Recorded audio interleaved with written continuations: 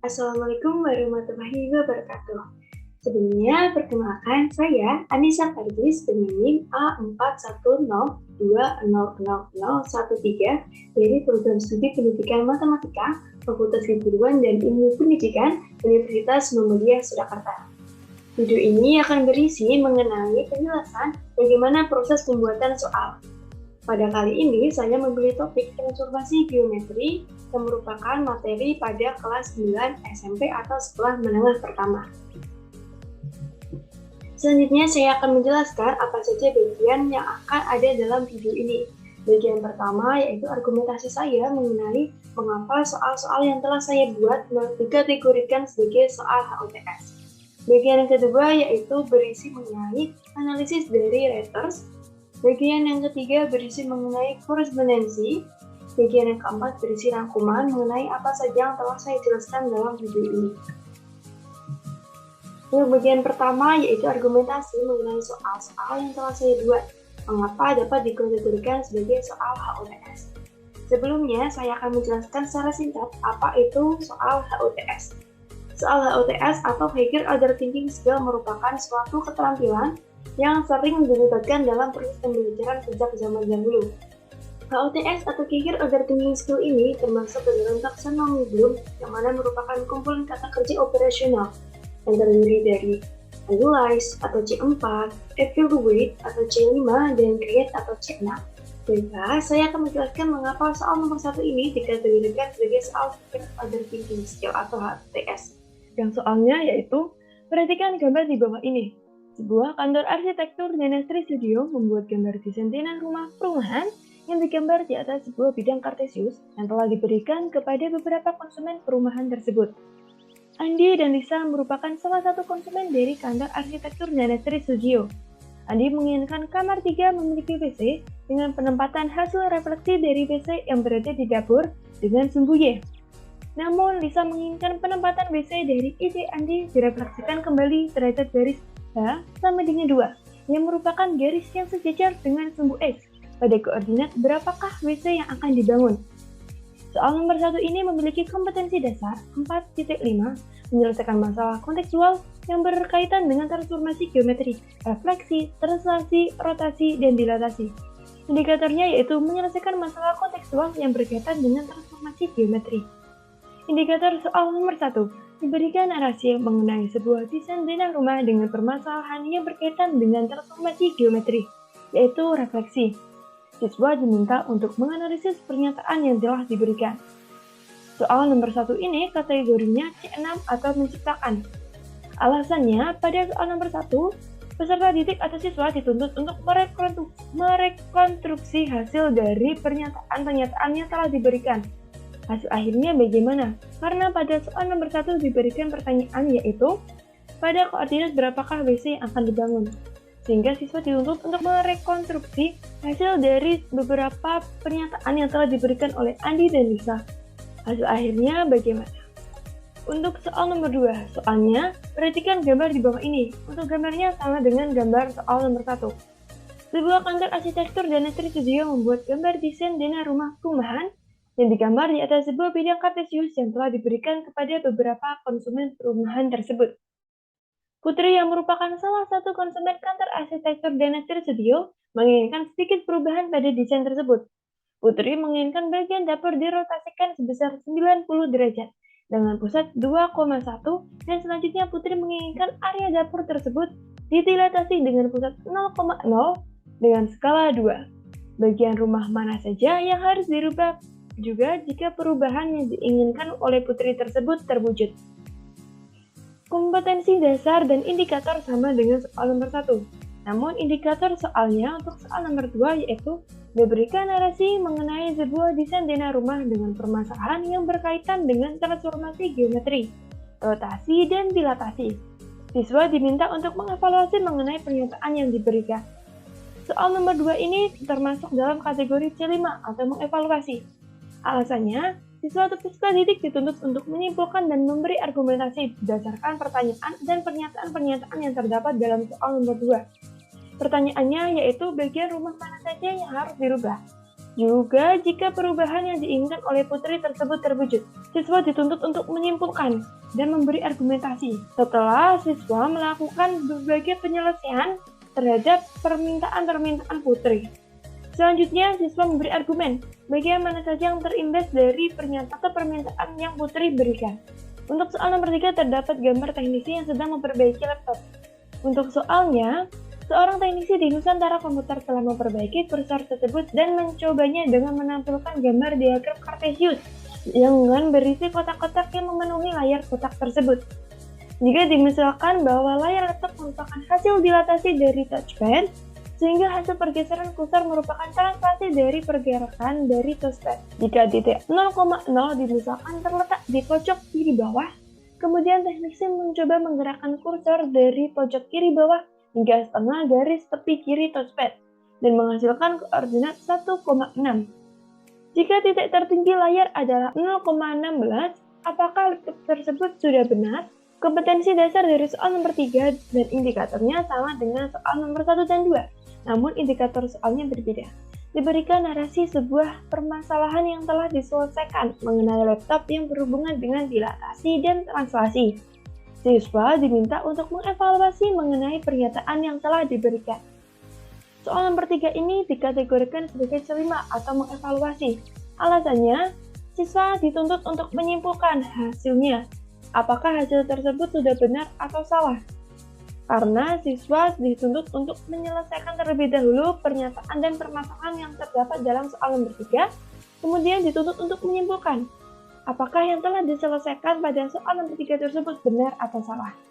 Selanjutnya untuk soal nomor 4. Soalnya, Mall Ciputra Semarang ramai dikunjungi oleh pelanggan pada saat liburan. Rini juga mengunjungi mall tersebut dan kemudian penasaran dengan besar transaksi jika ia menggunakan eskalator pada mall tersebut. Posisi Rini saat ini berada di lantai 1 dan berdiri di dasar eskalator dengan koordinat 1,5 berdasarkan sistem koordinat di mall tersebut. Jika dia berpindah ke lantai 2 menggunakan eskalator, Rini berada pada koordinat min 3,7. Kemudian Rini menyimpulkan bahwa besar pergeserannya sebesar min 2,2. Apakah kesimpulan Rini benar? Berikan alasannya. Kompetensi dasar dan indikatornya sama seperti soal-soal sebelumnya. Namun indikator soalnya berbeda, yaitu diberikan narasi mengenai sebuah kondisi di sebuah mall dengan permasalahan yang berkaitan dengan transformasi geometri yaitu translasi. Siswa diminta untuk mengevaluasi mengenai pernyataan yang telah diberikan. Soal nomor 4 ini dalam kategori C5 atau mengevaluasi. Alasannya, siswa dituntut untuk memperbandingkan hasilnya. Apakah hasil dan pernyataan yang telah disampaikan dalam soal nomor 4 dalam kategori benar atau salah? Serta siswa dituntut untuk memberi alasan yang jelas mengenai hasil tersebut. Untuk soal nomor 5 soalnya yaitu, kelas 6 SD Negeri Subay 2 baru saja memasuki masa persekolahan baru. Murid-murid pada minggu pertama duduk seperti yang digambarkan di bawah ini. Kemudian ditampilkan sebuah denah tempat duduk pada kelas 6 SD Negeri Subay 2. Terdapat lajur yang merupakan sejajar dengan garis horizontal dan terdapat baris yang sejajar dengan garis vertikal. Sesuai dengan kesepakatan kelas, setiap minggunya akan ada perubahan tempat duduk secara acak. Pada minggu kedua, Joko berencana akan berpindah ke baris kedua, lajur keempat. Sedangkan Agus berencana akan berpindah ke baris ketiga, lajur keempat. Kemudian pada minggu selanjutnya, Joko dan Agus akan dirotasi sebesar 90 derajat dengan pusat 0,0. Jika posisi Andi pada minggu pertama berada pada koordinat 1,1, pada koordinat berapakah posisi Joko dan Agus pada minggu ketiga? Kompetensi dasar dan indikator sama seperti soal nomor 1 hingga 4. Namun indikator soalnya diberikan narasi mengenai sebuah kondisi di sebuah mall dengan permasalahan yang berkaitan dengan transformasi geometri yaitu translasi. Siswa diminta untuk mengevaluasi mengenai pernyataan yang telah diberikan. Soal nomor 5 ini kategori C6 atau menciptakan, karena siswa dituntut untuk merencanakan apa saja yang akan terjadi pada minggu ketiga dengan berbagai perubahan-perubahan yang dilakukan oleh Joko dan Agus pada setiap minggunya. Karena pada setiap minggu telah disepakati bahwa pada kelas tersebut akan ada perubahan tempat duduk secara acak. Pada soal nomor 5 telah diketahui pada minggu kedua dan minggu ketiga akan dilakukan perubahan oleh Joko dan Agus dengan beberapa persyaratan yang berkaitan dengan translasi. Untuk bagian kedua dari video ini berisi uji Retter. Writer dari uji writers ini yaitu 2 guru matematika yang berasal dari sekolah menengah pertama. Untuk bukti korespondensinya dapat dilihat pada layar. Untuk writer pertama yaitu Ibu Teresia Widayati SPD MPD. Ibu Teresia merupakan ibu dari Hanum. Dan writer kedua yaitu Bapak Waris Hartono SPD MPD. Bapak Waris juga merupakan bapak dari Hanum. Untuk biodata writersnya nama Teresia Widayati SPD MPD. Nancy SMP Negeri 3 Tersono, alamat Duku Gepor, Kecamatan Limbong, Kabupaten Batang, Jawa Tengah. Untuk foto beliau dapat dilihat pada layar. Untuk biodata writers kedua yaitu Bapak Waris Hartono SPD MPD. Instansinya SMP Negeri 3 Tersono, alamat Duku Gepor, Kecamatan Limbong, Kabupaten Batang, Jawa Tengah. Writer 1 dan writer 2 merupakan sang suami istri dan merupakan orang tua dari teman saya, yaitu Hanung Ani Ditya Wihartono. Hanung merupakan teman SMA saya yang berasal dari satu kelas yang sama, sehingga saya sering berkomunikasi dengan writer 1 dan writer 2. Writer 1 dan writer 2 juga pernah saya mintai tolong untuk melakukan validasi pada penugasan-penugasan sebelumnya. Selanjutnya pada bagian kedua akan ditampilkan hasil analisis reliabilitas interwriter Tuhan Kapal.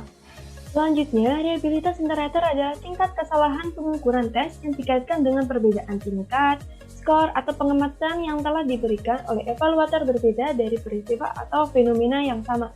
Saya menggunakan Cohen's Kappa dikarenakan saya menggunakan indikator dengan poin 0 dan 1. Validator 1 dan 2 atau writer 1 dan 2 sebenarnya memilih dengan rentan 1 sampai 4. Sehingga saya mengkategorikan untuk poin 1 dan 2 sebagai 0 dan 3 dan 4 sebagai 1. Selanjutnya, untuk penggunaan Cohen's Kappa dalam Excel terutama, pertama-tama kita membuat tabel, yang mana penilai 1 dan penilai 2 menyatakan ya. Untuk soal nomor 1 terdapat poin 14, dikarenakan seluruh validator 1 dan validator 2 menyatakan ya pada 14 instrumen atau item soal. Untuk item soal yang pertama yaitu soal yang dikembangkan bersifat kompleks, mengaitkan dengan banyak konsep. Nomor 2, soal yang dikembangkan tidak tergolong soal rutin. 3, soal yang dikembangkan mengaitkan banyak informasi dari banyak bidang. 4, soal yang dikembangkan memiliki banyak cara penyelesaian. 5, soal yang dikembangkan memiliki banyak alternatif solusi. 6, soal yang dikembangkan menuntut siswa untuk berpikir kritis dalam menyelesaikannya. 7, soal yang dikembangkan menuntut siswa untuk berpikir kreatif dalam menyelesaikannya. 8, soal yang dikembangkan menggunakan ilustrasi baik berupa gambar atau narasi kontekstual. 9, soal yang dikembangkan menggunakan kalimat atau kata yang mudah dipahami untuk anak SMP, karena target soal ini yaitu siswa SMP. 10, soal yang dikembangkan tidak menggunakan kalimat yang bersifat ambigu.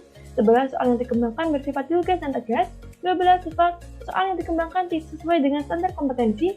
13, soal yang dikembangkan sesuai dengan indikator dan kisi-kisi. Dan 14, soal yang dikembangkan memiliki materi yang valid. Untuk Cohen's Kappa, kita membuat tabel terlebih dahulu. Buat tabel yang berisi ya dan tidak dari penilai 1 dan 2. Diperoleh poin 14 untuk soal nomor 1. Untuk penilai 1 menyatakan ya dan ya dari penilai 2. Selanjutnya berisi 0 untuk tidak dari penilai 1 dan tidak dari penilai 2. Untuk tidak dari penilai 1, ya dari penilai 2. Dan ya dari penilai 1 dan tidak dari penilai 2. Hal tersebut dikarenakan dapat dilihat pada layar. Validator 1 dan validator 2 menyatakan poin 1 keseluruhan pada 14 item soal tersebut.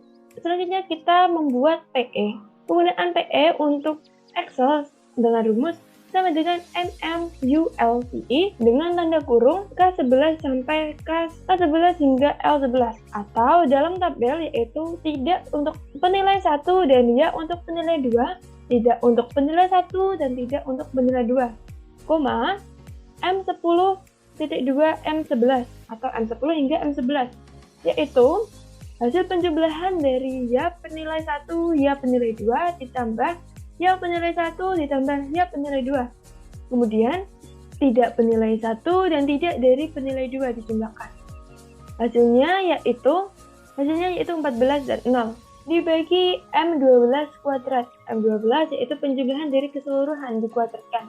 Selanjutnya kita membuat PO dengan rumus sama dengan dalam kurung K10 ditambah L11.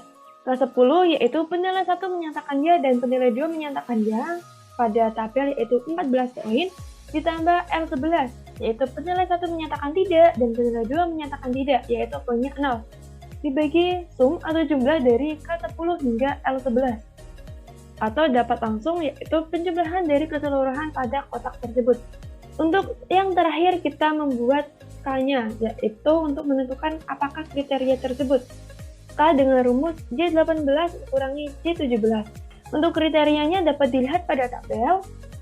Jika K-nya hasilnya 0 merupakan no agreement, 0,1 sampai 0,2 yaitu slight agreement, 0,21 sampai 0,40 yaitu fair agreement, 0,41 hingga 0,60 yaitu moderate agreement, 0,61 hingga 0,80 yaitu substantial agreement, dan 0,81 hingga 0,99 near perfect agreement atau almost perfect agreement, dan 1 untuk perfect agreement. Untuk soal nomor 1 dapat dilihat pada layar hanya sama dengan 1, maka tergolong perfect agreement. Untuk penyelesaian soal nomor 2 atau penyataan soal nomor 2 sama dengan soal nomor 1. Soal nomor 2 menghasilkan K sama dengan 1, dikategorikan sebagai perfect atau kesetujuan dari dua validator tersebut sangat tinggi. Untuk soal nomor 3 sama dengan soal nomor 1 dan nomor 2 dihasilkan K sama dengan 1 yaitu perfect agreement. Soal nomor 4 hasilnya 1 atau perfect agreement, yang berarti validator 1 dan validator 2 memiliki kesepakatan atau memiliki tingkat kesepakatan yang sangat tinggi. Yang dapat dibuktikan pada tabel, validator 1 dan validator 2 menyatakan 1 pada keseluruhan item soal. Untuk soal nomor 5 memiliki hasil K yang berbeda dari soal nomor 1 hingga nomor 4. Soal nomor 5 menghasilkan K yaitu 0,92857. Jika dilihat pada tabel, termasuk dalam kategori rentang 0,81 hingga 0,99 near perfect agreement atau almost perfect agreement. Dikarenakan dapat dilihat pada layar. Validator 2 pada poin ke-13 yaitu soal yang dikembangkan sesuai dengan indikator dan kisi-kisi menyatakan poin 2 pada rentan 1 hingga 4, sehingga dapat dikategorikan atau jika dimasukkan dengan koin kapas merupakan poin 0. Selanjutnya yaitu hasil uji validitas instrumen dengan eigenvalue. Sebelumnya saya akan menjelaskan apa itu validitas instrumen. Validitas instrumen menggambarkan sejauh mana instrumen tersebut mampu mengukur apa yang seharusnya diukur. Pernyataan tersebut menurut Allen Damian pada tahun 1979, Anwar pada tahun 2000, dan Kerlinger pada tahun 1986. Jadi secara singkatnya, sebuah instrumen yang dikatakan validitasnya tinggi akan mengukur apa yang memang seharusnya diukur. Untuk uji validitas instrumen ini menggunakan eigenvalue dengan rentang poin 1 sampai 3. Dengan rentang poin 1 sampai 4. Untuk jenis pernyataannya sama dengan item-item soal pada tabel poin skapa sebelumnya. Validator 1 dan validator 2 untuk soal nomor 1 rata-rata menyatakan poin 3 dan 4. CVI merupakan content validity index, yaitu rumusnya sigma S per N dalam kurung C-1. Sehingga kita harus membuat S1, S2, kemudian disigmakan terlebih dahulu dan dengan rumus N sama dengan C-1. S merupakan skor yang ditetapkan setiap writer dikurangi skor terendah dalam kategori yang dipakai, atau dengan kata lain S sama dengan R min IO, di mana R adalah kategori pilihan writer dan IO adalah skor terendah dalam kategori pemilihan. N merupakan jumlah writer. Pada uji validitas ini jumlah writernya yaitu 2 sehingga N sama dengan 2, dan C merupakan banyak kategori yang dapat dipilih writer, yaitu 14 kategori. Untuk soal nomor 1 diperoleh hasil 1-3 validitas tinggi, 4-5 validitas sedang, 6-8 validitas tinggi, 9 validitas sedang, 10 validitas tinggi, 11 validitas sedang, dan 12 hingga 14 validitas tinggi. Kriteria tersebut diperoleh dari hasil atau indeksnya. Dikatakan rendah jika CVI-nya yaitu kurang dari 0,4, sedang dengan rentan 0,4 hingga 0,7, dan tinggi dikatakan jika CVI lebih dari sama dengan 0,8. Pada soal nomor 1 dikategorikan tinggi karena diperoleh poin 1 dan 0,833, dan dikategorikan sedang karena diperoleh poin 0,66. Untuk hasil uji validitas instrumen dengan eigenvalue untuk soal nomor 2 tidak jauh berbeda dari soal nomor 1. Diperoleh hasil 1-3 validitasnya tinggi, 4-5 sedang, 6-8 diperoleh tinggi, 9 sedang, 10 tinggi, 11 sedang, 12 hingga 14 kategorinya tinggi. Untuk soal nomor 3 dan soal nomor 4 hasilnya hampir mirip dengan soal nomor 1 dan 2. Selanjutnya soal nomor 5 memiliki hasil untuk 1-3 validitas tinggi, 4-5 validitas sedang, 6-8 validitas tinggi, 9 sedang, 10 tinggi, 11 sedang, 12 tinggi, 13 validitas sedang, dan 14 validitas tinggi dengan poin jika validitas tinggi yaitu 1 dan 0,833 dan validitas sedangnya 0,66667. Kemudian ada hal-hal yang harus direvisi, karena berdasarkan pada perhitungan-perhitungan sebelumnya terdapat poin 2 atau 0. Hal tersebut diberikan oleh validator atau raters kedua pada soal nomor kelima poin ke-13. Soal nomor 5 memiliki indikator soal, yaitu diberikan narasi mengenai sebuah kondisi di sebuah mall dengan permasalahan yang berkaitan dengan transformasi geometri translasi. Siswa diminta untuk mengevaluasi mengenai pernyataan yang telah diberikan. Raters kedua menginginkan tambahan kata rotasi pada indikator soal, sehingga hasil setelah direvisi yaitu memberikan narasi mengenai sebuah kondisi di sebuah mall dengan permasalahan yang berkaitan dengan transformasi geometri, translasi, dan rotasi. Siswa diminta untuk mengevaluasi mengenai pernyataan yang diberikan. Selanjutnya, pada bagian ketiga dari video ini yaitu pilot test. Pilot test ini diujikan kepada 15 siswa SMA dan perguruan tinggi. Siswa SMA tersebut merupakan teman dari adik saya yaitu Diara Masita Maharani, dan untuk dari perguruan tingginya merupakan teman saya dari beberapa perguruan tinggi dan beberapa program studi. Untuk bukti korespondensinya yaitu siswa 1 Andi dan siswa kedua yaitu Nabila Apriliani. Untuk Anggi saya hubungi pada tanggal 11 Juli tahun 2022 dan untuk Nabila saya hubungi pada tanggal 14 Juli tahun 2022. Untuk bukti pengerjaannya siswa 1 atau Anggi dapat dilihat pada layar. Anggi mampu mengerjakan soal nomor 1, 2, 3, 4, dan 5 dengan langkah-langkah yang benar. Namun, beberapa hasil dari pengerjaan tersebut kurang tepat. Untuk siswa nomor 2 atau Nabila mampu mengerjakan soal nomor 1 dan 5 dengan langkah yang benar dan tepat. Serta Nabila mampu menyelesaikan soal-soal tersebut secara ringkas. Hasil analisis uji validitas biserial. Untuk subjeknya yaitu 15 orang. Yang pertama Anggi Oktavianisi dari SMA Negeri 1 Subah dengan jurusan MIPA, Dwi Murtiang Ningrum, bekerja, Rizal Agatha Erdin Akisha dari Undip Teknik Informatika, Kalisa Pratiwi dari UNED Pendidikan Geografi, Rita Angelita UIN Wali Songo PMR, Pina Indonesia UMS PGSD, Dinda Putri SMA Negeri 1 Subah MIPA, Diana Elvira UGRIS Pendidikan Bahasa Inggris, Dimas Bayu Setiawan UMS Teknik Informatika, Feni Rosda UMS Gizi, Sufa Arsya UMS Gizi, Anida Nurfadila UMS Gizi, Nabil Irsyad UMS Teknik Kimia, Esti dengan UMS PBSI, dan Nabila Apriliani SMA Negeri 1 Batang MIPA. Dapat dilihat pada layar untuk hasil analisis uji validitas biserial.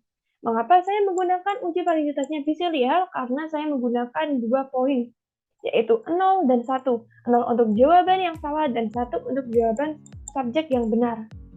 Terdapat 2 kriteria yaitu valid dan tidak valid. Dikatakan valid jika R hitung lebih besar sama dengan dari R tabel. Pada soal nomor 1, 2, 3, 4, dan 5 dikatakan valid semua, dikarenakan R hitungnya lebih besar sama dengan dari R tabel. Untuk soal nomor 1 diperoleh R hitung 14,10, soal nomor 2, 22,14, soal nomor 3, 11,44, nomor 4, 13,21, dan soal nomor 5, 36,69. Selanjutnya ada hasil analisis uji rehabilitas biserial KR20. Mengapa saya menggunakan uji rehabilitas biserial KR20? Karena saya menggunakan poin 0 dan 1. 0 untuk salah dan 1 untuk benar, karena biserial B artinya 2 pilihan. Untuk subjeknya sama seperti pada uji sebelumnya. Untuk keterangannya terdapat sangat tinggi, tinggi, sedang, rendah, dan sangat rendah. Dikatakan sangat tinggi jika L22 atau rehabilitasnya lebih dari sama dengan 0,99, itu dikatakan sangat tinggi. Untuk dikatakan tinggi jika rentannya rehabilitas lebih besar sama dengan dari 0,7 dan kurang dari 0,9. Dikatakan sedang jika rehabilitasnya lebih besar sama dengan 0,4 dan kurang dari 0,7. Dikatakan rendah jika rehabilitasnya lebih dari sama dengan 0,22 dan kurang dari 0,2 dikatakan sangat rendah. Pada soal nomor 1, 2, 3, 4, dan 5, hasil rehabilitasnya yaitu 0,63596449, maka termasuk dalam rentang sedang, yaitu lebih dari sama dengan 0,4 dan kurang dari 0,7. Kemudian ada hasil analisis uji daya beda. Uji daya beda ini terdapat 5 kategori, yaitu lemah, sedang, baik, sangat kuat, dan sangat jelek. Dari ke-15 responden atau subjek tersebut, Nabila Apriliani, Vina Horenisha, Dimas Gustiawan, Elisa Pratiwi, Nina Putri, Nabil Irsyad, Ngesti, dan Rizal Agatha termasuk dalam kelas atas. Karena kelas atas dikategorikan berdasarkan 50% dari jumlah subjek, yaitu 15, maka hasilnya 7,5, maka diambil 8 orang. Untuk kelas bawahnya sama 50% dari 15, dihitung dari bawah dari poin benarnya, maka diperoleh Rizal Agatha, Erjin Agisha, Dian Elvira, Rita Angelita, Dwi Murtiani, Ingrum, Feni Roselia, Sufa Aresya, Anggia Oktavianisi, dan Anida Nurfadilah. Untuk kelas atas diperoleh benar untuk soal nomor 1 totalnya 5, soal nomor 2 6, soal nomor 3 3, soal nomor 4 3, dan soal nomor 5 7 subjek.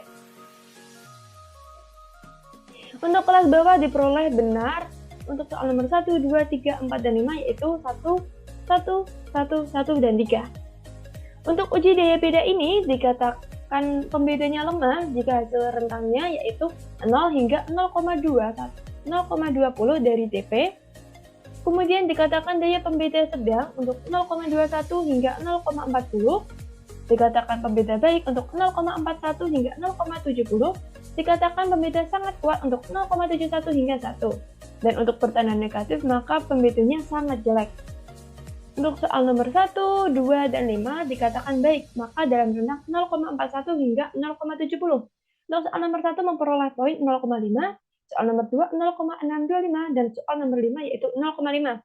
Sedangkan untuk soal nomor 3 dan 4 diperoleh dalam kategori sedang, yaitu dalam rentang 0,21 hingga 0,40. Diperoleh hasil 0,25 untuk soal nomor 3 dan soal nomor 4. Selanjutnya ada hasil analisis uji tingkat kesukaran item. Tingkat kesukaran item ini dilihat dari indeks kesukarannya. Untuk soal nomor 1 diperoleh 0,33, soal nomor 2 diperoleh 0,466, soal nomor 3 diperoleh dari 0,266, dan soal nomor 4 dan 5 diperoleh 0,26 dan 0,6. Dikatakan sukar jika besar nilai P-nya atau indeks kesukarannya yaitu 0, dikatakan sukar jika 0, P dalam rentang 0 dan kurang dari sama dengan 0,3, sedang P lebih besar dari 0,3 dan kurang dari sama dengan 0,7, dikatakan mudah jika P lebih besar dari 0,7 dan kurang dari 1, dan 1 sangat mudah. Untuk soal nomor 1 dikategorikan sedang, soal nomor 2 dikategorikan sedang, dan soal nomor 5 dikategorikan sedang. Soal nomor 3 dan 4 dikategorikan sukar karena dalam rentang 0 hingga 0,3. Untuk bagian terakhir dari video ini berisi rangkuman dari keseluruhan video dari awal hingga akhir tadi bagian ketiga. Untuk rangkuman dari bagian pertama yaitu mengapa saya menyatakan soal nomor 1 hingga 5 merupakan soal dengan kontekstual dan HOTS atau Higher Order Thinking Skill. Soal nomor 1 dalam kategori C6, soal nomor 2 kategori C5, soal nomor 3 kategorinya C5, soal nomor 4 kategorinya C5, dan soal nomor 5 kategorinya C6. Kelima soal tersebut dikatakan HOTS karena dalam soal tersebut baik pernyataan maupun pertanyaan menjurus ke dalam kata kerja operasional yang di dalamnya termasuk ke dalam C5 dan C6 menurut taksonomi belum hasil revisi. Selanjutnya untuk bagian kedua dari video ini yaitu uji Reuters. Menggunakan Cohen's kappa dikarenakan saya menggunakan poin 0 dan 1. Soal nomor 1 dikatakan perfect agreement, soal nomor 2 perfect agreement, soal nomor 3 perfect agreement, soal nomor 4 perfect agreement, dan soal kelima almost perfect agreement. Dikatakan perfect agreement karena dapat dikategorikan sebagai perfect agreement karena validator 1 dan 2 atau Reuters 1 dan 2 memiliki tingkat kesepakatan yang sangat tinggi, yaitu 1. Dan untuk soal nomor kelima, almost perfect agreement, dikatakan bahwa hampir memiliki tingkat kesepakatan yang sangat tinggi, namun dapat dikategorikan dalam kesepakatan yang tinggi pada beberapa penelitian. Untuk soal nomor 5 dikatakan almost perfect agreement karena memiliki kesepakatan berbeda pada poin ke-13 soal nomor 5. Letters kedua atau validator kedua memberikan poin 2 sehingga masuk ke dalam kategori 0. Karena seperti yang saya ungkapkan pada awal tadi, saya menggunakan poin 0 dan 1. Namun untuk validator 1 dan validator 2 menggunakan rentang 1 hingga 4. Sehingga untuk poin 1 dan 2 masuk kategori 0 dan poin 3 dan 4 masuk dalam kategori 1. Kemudian ada uji eigenvalue.